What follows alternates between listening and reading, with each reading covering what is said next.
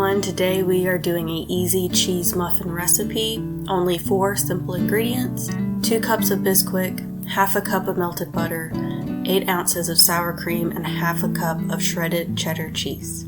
You're just gonna put everything into a bowl and mix it together. It's really easy and really freaking delicious.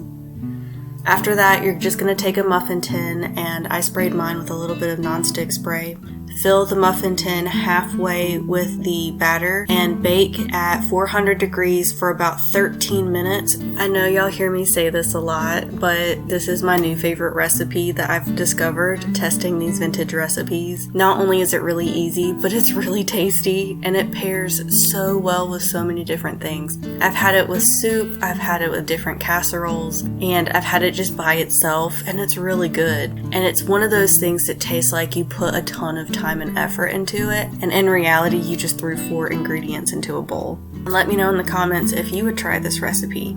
I hope you all are doing great. Make sure to like the video if you enjoyed it, subscribe to my YouTube channel to see more, and hit the notification bell and it will let you know when I put out a new video. I'll see you guys back here next time at Vintage Cookery.